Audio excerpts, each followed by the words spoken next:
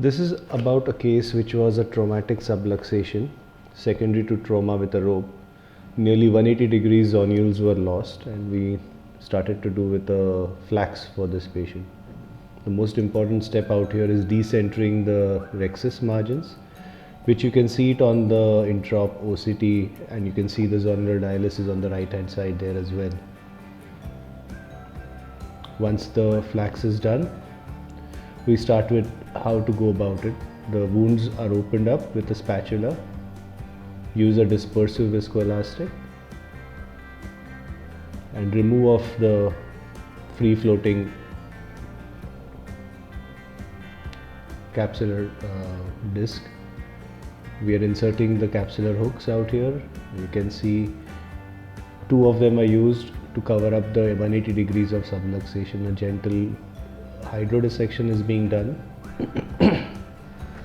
and then the phaco is done with the nucleotomy already in place.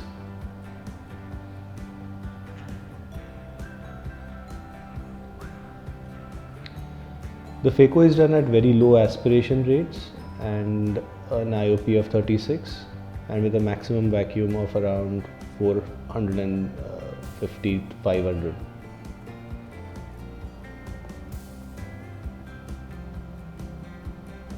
It's a soft cataract, so it doesn't take a long for the entire nucleus to come out. The important thing out here is every time the probe comes out, before the probe comes out, we need to see to it that the chamber is very well formed.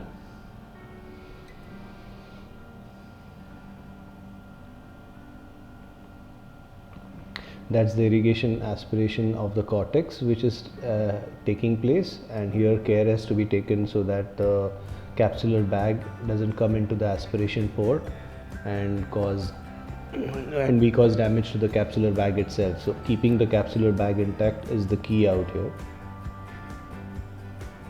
Again, forming the chamber with a dispersive viscoelastic at the chase at all times is mandatory.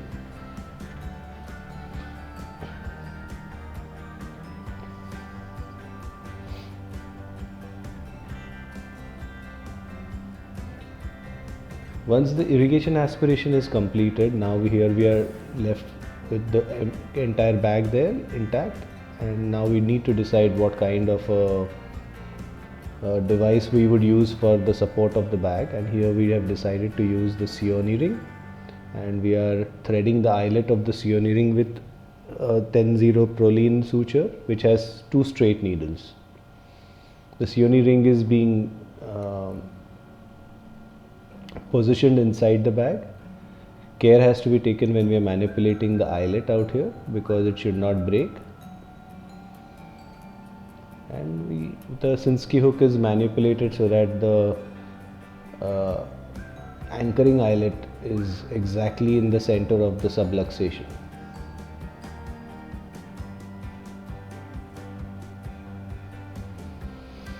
Once it's in place, I'm going to remove the capsular hooks.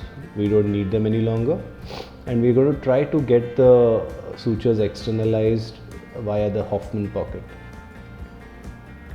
Unfortunately, while I'm doing the Hoffman pocket, I actually cut through the base and it starts bleeding inside the eye. So I have to give up the plan of doing a Hoffman pocket out here, and I shift my position to the temporal side of the patient.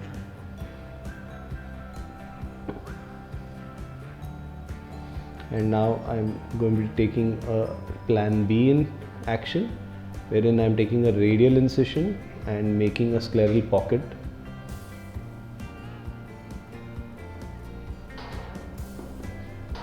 I'm not going to be cutting open the scleral pocket.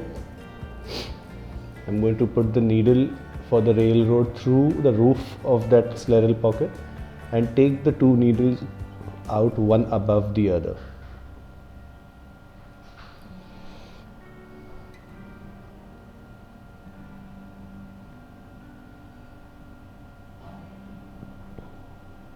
That's the second needle going through.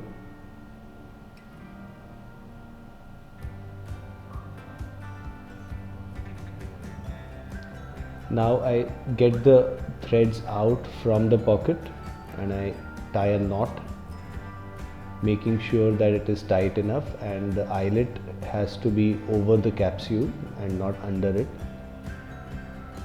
and the tension has to be just enough so that the rhexis is now centered very well. And then we put in a IOL in the bag. Now this patient also had a traumatic mydriasis, and we had to get the pupil down to cover up this. So we used a novel method of just pulling the pupil at the pupillary margins, because it was an early intervention, and we realized to our surprise that the pupil actually came down. Thank you.